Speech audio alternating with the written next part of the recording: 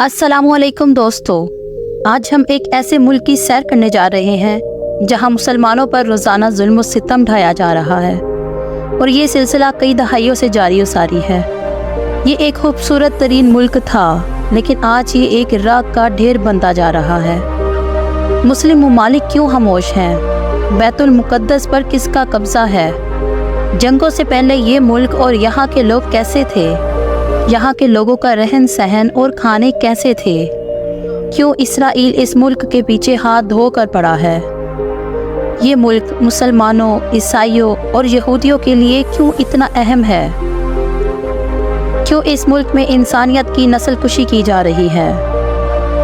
जी हाँ दोस्तों, हम बात कर रहे हैं फ़लस्तीन की। इसके अलावा बहुत से दिलचस्प हक़ाइक़ आज की इस वीडियो में आपको बताऊंगी।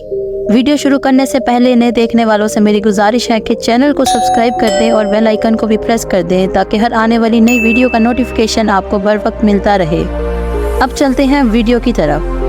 फ़लस्तीन, जिसका official name state of Palestine है, ये मगरबी एशिया के जनूबी लेवल का इलाका है जिसे अक़वाम मुत्तहिदा के 193 मुल्कों में से 145 मुल्कों ने तस्लीम किया है।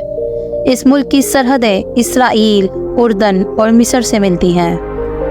फ़लस्तीन का कुल रकबा 6020 मुरबा किलोमीटर है और इस कुल रकबे के 3.5% हिस्से पर पानी मुश्तमिल है, जो खूबसूरत दरियाओं और नदी नालों की सूरत में मौजूद है।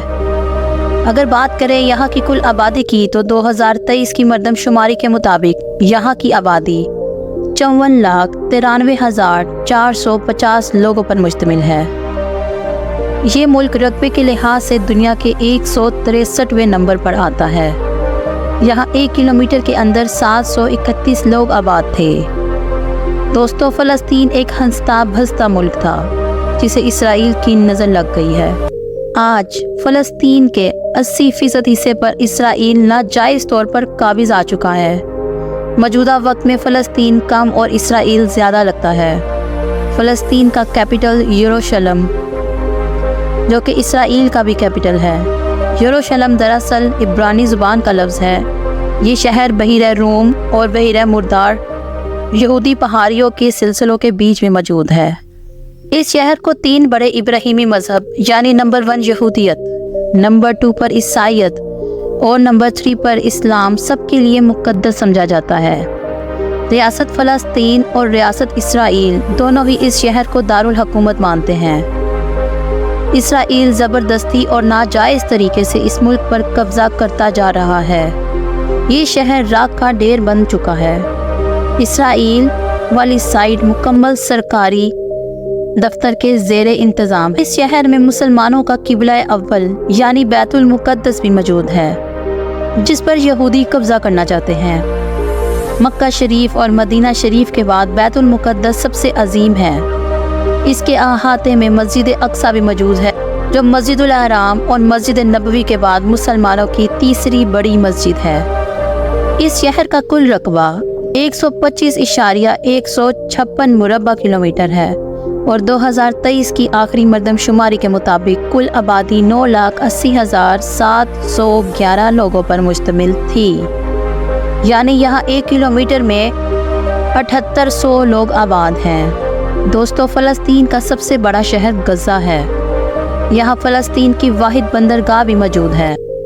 ये गज़ा पट्टी दारुल हुकूमत यरूशलेम से शमाल मगरिब की जानिब 16.1 किलोमीटर के फासले पर वाक़या है। इसे बहीर रूम का साहिल लगता है। हमास के हमलों से पहले जंग के दौरान बड़ी तादाद में लोगों की नकल मकानी हुई।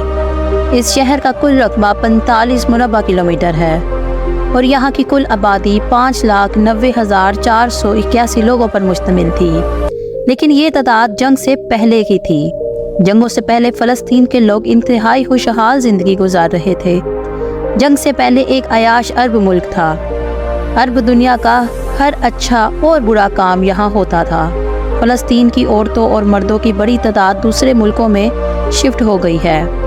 दोस्तों, अब हम बात करेंगे एक ऐसे शहर की जहाँ हज़रत याकूब अलैहिस्सलाम, हज़रत इसहाक़ अलैहिस्सलाम, हज़रत इब्राहीम अलैहिस्सलाम, हज़रत सारा रज़ी अल्लाह ताला अन्हा की कब्र मुबारक भी मौजूद हैं। آپ کے علم میں اضافہ کرتی چلوں کہ یہودی حضرت ابراہیم علیہ السلام کو بھی مانتے ہیں اور اس شہر کا نام ابرام یعنی ابراہیمی مسجد موجود ہے، جو آدھی مسلمانوں کے پاس ہے اور آدھی یہودیوں کے پاس۔ یہ مسجد بہت بڑی ہے۔ اس شہر کی آبادی 2,01,063 لوگوں پر مشتمل ہے۔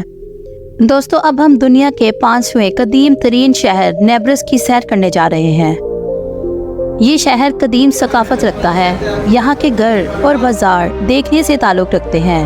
اس شہر کی کل آبادی 1,75,000 لوگوں پر مشتمل تھی۔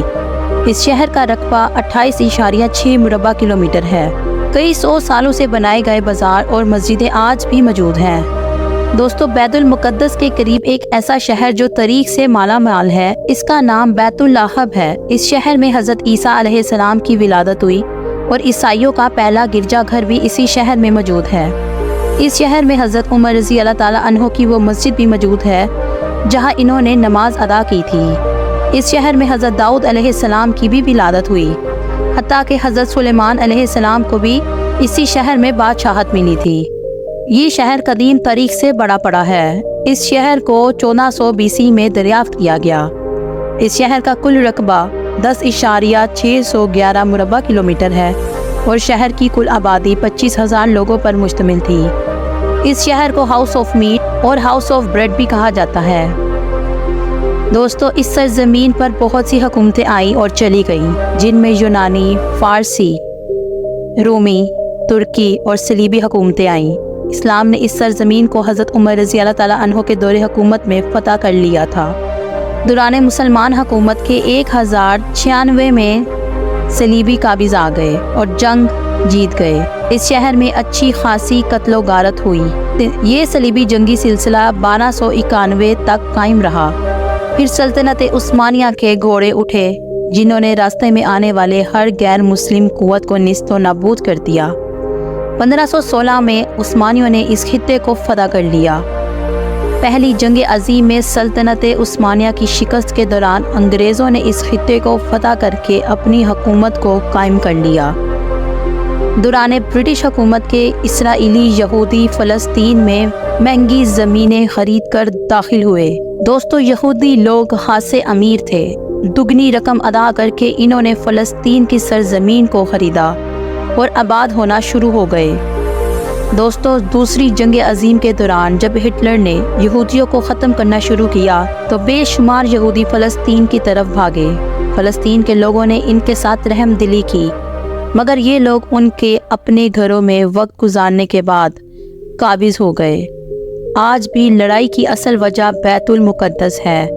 مسلمانوں اور یہودیوں کی لڑائیاں کافی عرصے سے چلتی رہی ہیں۔ 1947 میں یہ معاملہ اقوام متحدہ میں ایک اجلاس میں باقاعدہ طور پر رکھا گیا، جس میں فلسطین کو تسلیم کر لیا گیا۔ 15 مئی 1948 کو فلسطین 2 حصوں میں تقسیم ہو گیا اور اسرائیل باقاعدہ طور پر ناجائز طریقے سے وجود میں آ گیا۔ اس معاہدے کے بعد بھی عربوں نے بیت المقدس کی کئی جنگیں لڑی، مگر اسرائیل ہمیشہ جیت حاصل کرتا رہا۔ یہ جنگ آج تک جاری اور ساری ہے۔ فلسطین کی قومی زبان عربی ہے۔ فلسطین میں 3 کرنسیاں موجود ہیں۔ نمبر 1 ایجپشن پاؤنڈ، نمبر 2 اسرائیلی نیو شیکلز، نمبر 3 جارڈن دینار۔ دوستو، اگر ہم غزہ کو دیکھیں تو سمندر پٹی کی مانند یہ شہر ہے۔ اس کی بیک سائڈ پر ایک لمبی دیوار اور فرنٹ سائڈ پر سمندر ہے۔ یہ دیوار پورے غزہ کو کور کرتی ہے۔ دراصل یہ دیوار اسرائیل اور غزہ کے درمیان ایک بارڈر ہے۔ اس دیوار کو 1994 میں یہودیوں نے سیکیورٹی پرپز اور قبضہ پلاننگ کے تحت تعمیر کروایا تھا۔ آج اگر کسی غزہ کے شہری کو بیت المقدس کی جانب جانا ہو تو ایک لمبے اور سنسان علاقے سے ہو کر جانا پڑتا ہے۔ غزہ کی دیوار کے دوسری جانب اسرائیل ہے، جہاں ہر چیز کی فراوانی ہے، جبکہ غزہ میں آج پانی کی قلت انتہا کی حد تک ہے اور دوران جنگ کھانے پینے کی بھی چیزوں کی قلت ہے۔ بہت سے مسلمان بچے بھوک پیاس کی قلت کی وجہ سے اس دنیا فانی کو چھوڑ کر چلے گئے ہیں، اور اس طرح انسانیت کی نسل کشی غزہ میں جاری و ساری ہے اور غزہ آلموسٹ تباہ و برباد ہو چکا ہے۔